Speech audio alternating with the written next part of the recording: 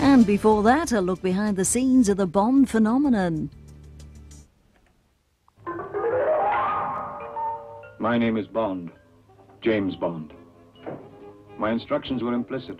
I was to leave for Jamaica in 2 hours. License to kill.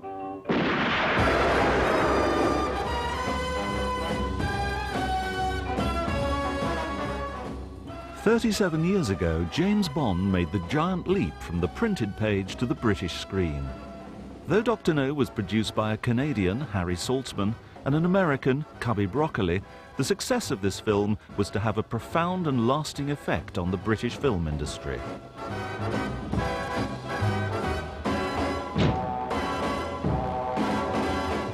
British films were tended to be a bit elitist up until this point that the James Bond films came along. Suddenly we had a series that appealed to everybody in the world. They took this man who subsequently, funnily enough, made Bond in his own image. It wasn't particularly the Bond of the book. And I think that perhaps was the very thing that made the Bond a worldwide phenomenon, because I think Sean was the first big attraction that we ever had in a worldwide sense. Dr. No's American backers, United Artists, had initial doubts about Connery and the role. Doubts, too, about the development of this single film into a fully fledged series. But Saltzman and Broccoli steamed ahead. Saltzman was later to leave the series, but through the next 3 decades, the Broccoli family, including stepson Michael Wilson and daughter Barbara, would steer James Bond into the realms of legend. President Kennedy's comments, of course, about James Bond being his favourite character and Ian Fleming being his favourite writer and the Bond books being his favourite books didn't do any harm. But I don't think that comment had been made before the film. Ian Fleming and I were cousins, so I heard a great deal over the years from Ian about Bond in general and the films in particular. And I think he was very pleased. He certainly had reason to be. I mean, his income went through the ceiling, and so did the films. They built up a great loyalty amongst the viewers. Every time that gun barrel came up on the screen at the beginning of a James Bond film, and you heard the distinctive music, the audience would just sit in their seats and just sort of tremble with anticipation. All I can say is that the people that said it was going to be a huge success were liars, because nobody knew. And I think it's quite amazing that they're still going through today. I can only say that timing, I think, at the time to come out with something like that, it had a bit of oomph and looked a bit more glossy and upmarket than it really was, because it was made for less than $1 million. I think the Bond franchise is remarkable because it's 19. Bond 19 is the one I'm doing. It's been going 37 years. And it's managed to appeal to audiences through 4 decades and on into the millennium. I want to see Valentin Sokovsky. Impossible. Vodka martini. Shaken, not stirred. Tell him James Bond is here. Now. Times have changed, and we've changed with them. In The World Is Not Enough, Pierce Brosnan and director Michael Apted steer 007 into the ambiguities of a new millennium. But when James Bond first made his screen bow, back in that autumn of 1962, it was also into a Britain poised on the brink of great change. This baseball game is being seen in Europe right now over the Telstar satellite. Britain had finally left the austerity of the post-war years behind. The first colour supplements were rolling off the presses, targeting the spending power of that new phenomenon, the teenager. Every aspect of the popular culture was affected. As the first telecommunications satellite orbited the Earth, the Tornadoes topped the hit parade with Telstar. And it was on the very day that a Liverpool pop group called the Beatles recorded their first single, Love Me Do, that Dr. No was premiered in London. It was this tremendous upheaval in the social world, the swinging 60s. The whole culture of the country started changing in fashion, in behavior, in music, in design. Everything started to change, and of course, the film industry went along with it. There was so much more testosterone around then because we were not pushed into national service. So as a consequence, you had all these kids who otherwise would have spent the age of 16 to 18 out of the picture, who there they were, now thrust upon the world. You had disposable income from 16 to 18. So there we were, all of us, thrust into an age of opportunity. Clearly it was a whole new voice was coming into the English cinema. This was a big, colourful, sexy, international movie. I mean, it was taking England out of its parochialism, and yet it was using something that was indigenously English, an English book, an English character, English style, English humour, but it was clearly, although they may not have known it at the time, it was clearly going to be kind of the first international English film. Oh, the things I do for England. Nobody who was of any consequence would play in it. I mean, your David Nivens, your James Masons, who would have been pretty good for the part, they didn't see themselves playing in that kind of a film. They were slightly wrong, but they all turned it down. Sean was pretty unknown, really. Cubby and Harry thought he was great. When they met him, they said they left the office, they looked out the window and he walked away down the street like a panther. And they said, boy, he's great. Look at the way he moves. You know, he had the right look about him. He was a bit rough, but they felt with Terence Young they could sort of work with him and take out the rough edges. Nobody had ever made a film like that before.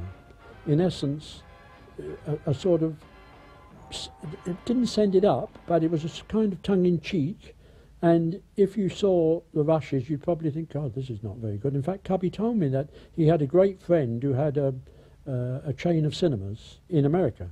Cubby had a rough cut, and he showed it to his mate. The guy came out and he says, Cubby, this is unshowable, this film. Harold Sakata, the 284-pound wrestling sensation from Hawaii, is heading for a new career. If he passes his screen test, he'll play a murderous muscle man in the new James Bond movie thriller, Finger.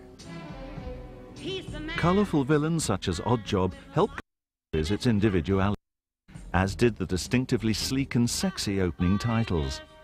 Combined with a cocktail of girls, guns and gadgets, they made fun of a whole generation. Pierce Brosnan, Robert Carlyle and Robbie Coltrane, the stars of The World Is Not Enough, were three who had no idea where their childhood enthusiasms would take them. 1964. I was just a boy, over from Ireland. First flick I see with my mum and dad, Putney High Street, Goldfinger. So, but didn't want to be James Bond. I had no desire to be James Bond, never even dreamt of being James Bond. I was just a lad who got intoxicated by the movies. Well, I remember going to see the Bond films with my father in the 60s, you know, in the early 70s when Connery was the man, you know, so that kind of link between Scots and Connery and Bond is kind of fundamental, so yeah, I was a big fan of the movies. I remember going to see Dr. No with my dad, and I can remember for a long time wearing black crew neck sweaters under Smooth and really, really wanting more than anything to be James Bond. I remember coming out of James Bond movies and walking down the streets like that and all that, you know. Anybody from anywhere could understand the film, enjoy the film at a certain level, whether you were in Taiwan or Timbuktu or whatever. This was the British film industry taking its wings and flying. By the time of You Only Live Twice, the first of 3 films to be directed by Lewis Gilbert, the series was established and had international audiences in a vice-like grip. There is a definite shape to a James Bond movie. It's, you see him finishing up his last case, then you see the bad guy start his big caper to take over the world, then James Bond is brought on the case, he's given his weaponry, he has to change his identification. That's the end of Act 1. Act 2 is he goes to the strange world and he meets a woman. She's either his helper or she's an assassin. The woman leads him to the legitimate face of the evil empire. There is generally two girls involved.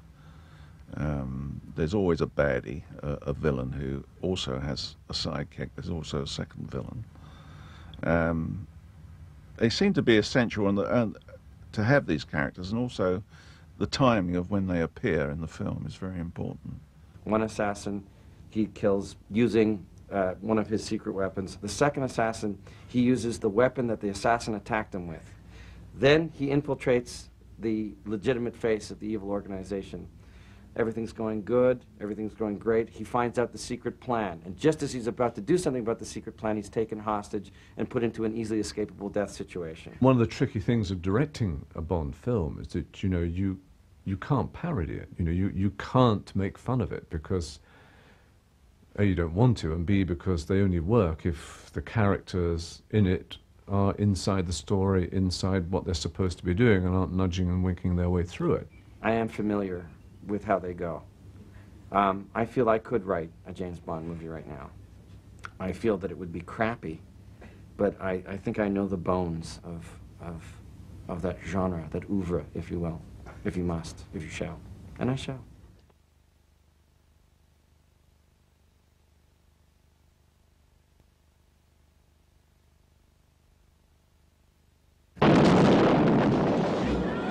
But even a winning formula can have hidden snags. Sean Connery had insisted that You Only Live Twice would be his last outing as 007. Could the series do without the actor who'd created Bond in his own image? It wouldn't matter if an unknown did it, because James Bond is the star, and it'd be quite interesting to see what happened to this new guy. But obviously he's got to be 35. He can't be 22, can he, or 23? And if he's unknown at 35 or 38 or even 40, why is he unknown why hasn't he done something that's brought him to the fore, you know? So it's really quite difficult. Good morning. My name's Bond, James Bond.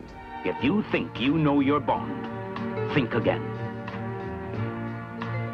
This one's different. What worries you most about taking on a multi-million-dollar movie like this? Being able to do it well. That's what I'm hoping to be able to do. I just hope that my inexperience won't show. The difficulties became apparent when the producers cast a male model with no previous acting experience. As it turned out, George Lazenby's outing as 007 was to be a solo flight. This never happened to the other fella. Whoever you'd have put in there, he'd have been shot down because the public in those days weren't ready to accept another Bond. They couldn't handle it.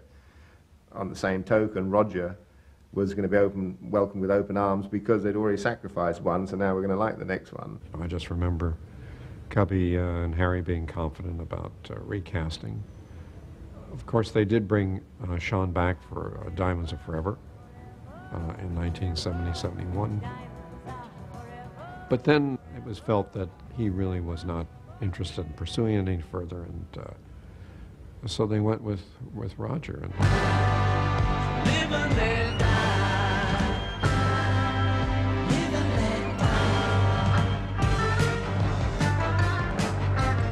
Roger, within the evolution of the films, made his part superbly and uniquely his own, and married his work with the way that the films were developing. I mean, he was right for the kind of films that were being made. They were being made in a more light-hearted, humorous and fantastical way.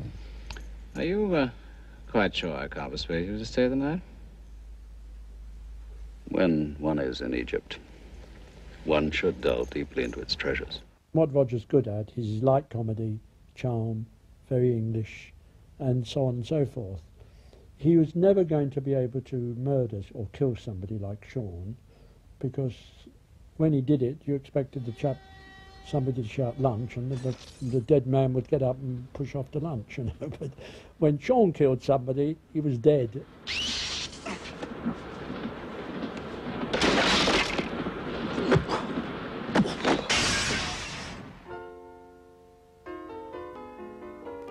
To accommodate The Spy Who Loved Me at his beloved Pinewood, Cubby Broccoli endowed the 007 stage, the largest in the world, which was opened by Prime Minister Harold Wilson. In the race to better themselves with each successive picture, the Bond producers were demanding more and more of their technicians. And it was this new technical excellence that focused the eyes of the filmmaking world on Britain. Bond's set the standard for special effects. I mean, they started the big special effects genre movie in the 60s, which, you know, was followed on with the Star Wars movies, and it's grown from there. I think Bond did create a whole new language, which, you know, the rest of the world kind of had to catch up with. What they brought us and what they brought the British film industry is the wonderment that a Spielberg or a Lucas or a Kubrick can say, wait a minute, these are the guys that made these very silly pictures, wonderfully silly, and yet they are the people who can make them. They came over here from America over a very long period of time, many, many years, because they considered that we had the best technicians in the world for the kind of films that they wanted to make. They're still coming. For a long time, they had the field to themselves. Then along came Spielberg, and with very big budgets, and all he did really was to copy the Bond formula with Harrison Ford and so on and so forth. But they didn't have that one big central character. But James, I need you. So does England. I suppose if I remember for anything, it would probably be the ski parachute jump in Spy Who Loved Me. It cost $250,000, you know, 20 years ago to actually do the one shot. If I'd come back without that shot, I think my career would have been over. The ski parachute jump was done in one take. Rick Sylvester, who was the stuntman involved, was a kind of a small, bespectacled character, the last man you'd ever expect to be a stuntman. One thing we hadn't thought of was that we had to jettison the skis. We had to find a mechanism to get rid of his skis, because the skis act like a parachute and would invert him as he fell in free fall. So we worked out a couple of little toggles which the audience can't see, and Rick was told exactly how many seconds to count before he got rid of the skis. But what we hadn't thought about, of course, is that when he pulled his chute, he would slow up and the skis would catch up with him. And in fact, if you look at that film very closely, you'll see one ski strike the canopy. It could have been an absolute disaster.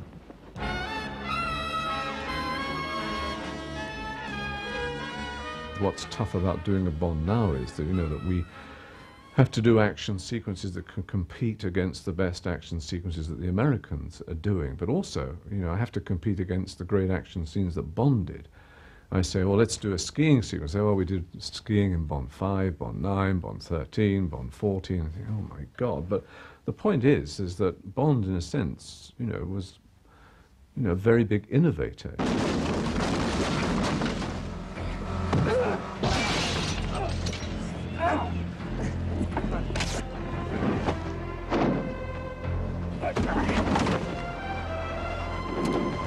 Eventually, Timothy Dalton took over from Roger, and I think Timothy made a great success of it. He again made his own. He was his own man. He put his own style into the Fleming character, and I remember Timothy was very, very keen that he would get back to the original Fleming Bond. It's a terrific part, and it's a part you know that given the right conditions that you should be able to have a damn good shot at doing and making work.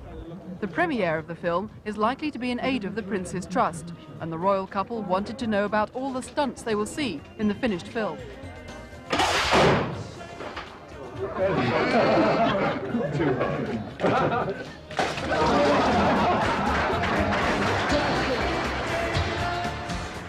We have managed to keep on reinventing Bond. I think sometimes you lose some things along the way, but you find something else.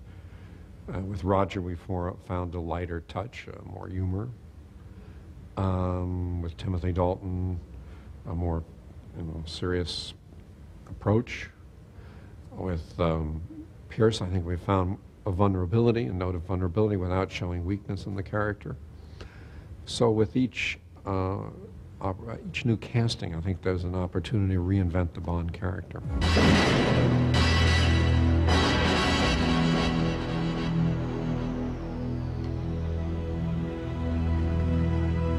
You were expecting someone else?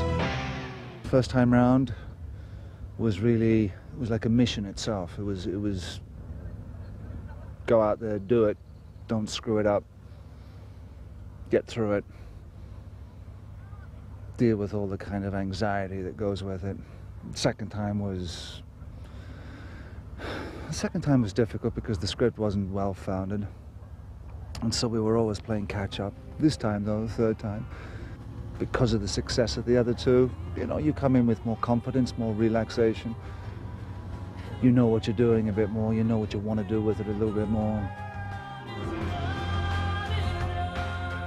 By the time Pierce Brosnan was settled into the role, its fifth incumbent to date, Broccoli had effectively handed over the reins of production to stepson Michael Wilson and daughter Barbara. Then, in June 1996, Cubby Broccoli died at the age of 87. Life has to go on, of course, but it says an awful lot for them that you can actually keep the whole character going and have such a huge turmoil and change in it. He bestrode the English film industry like Putnam, someone like that, as one of the great producers, one of the great driving forces, but you hear nothing but respect and admiration and love for the guy, which was a big surprise to me, because you know, film producers are not really the sort of people you'd think are traditionally lovable or generous or public spirited or whatever, but you know, his shadow is across the whole film, and it's, you know, it's impressive. I had an extraordinary experience once in the Dominican Republic, and I was there with Cubby, and it was a Sunday morning, and we went for, and Cubby's very religious, and we went for a walk, and there was a lot of people gathered in this street, and I said to Cubby, it's very interesting in Catholic countries how the churches are full to overflowing, whereas in England we don't tend to have that sort of thing. We got closer, and they were playing The Spy Who Loved Me. People ask me the question why these films work, and you try to figure out why they do work, and it's because the audience knows what to expect. It's become tradition, it's formula, and one hopes bloody great fun.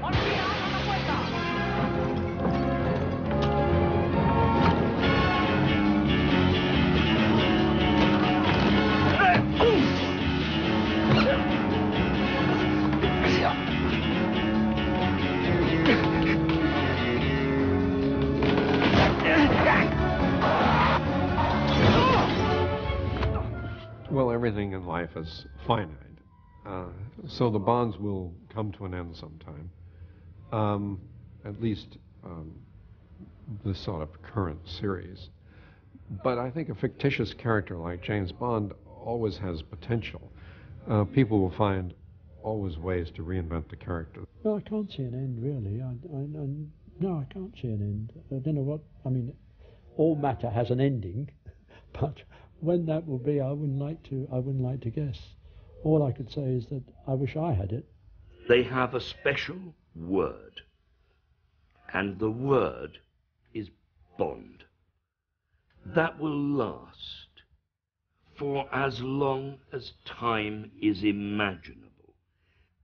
And you'll be watching Bond for as long as the film image appears to anybody on screen.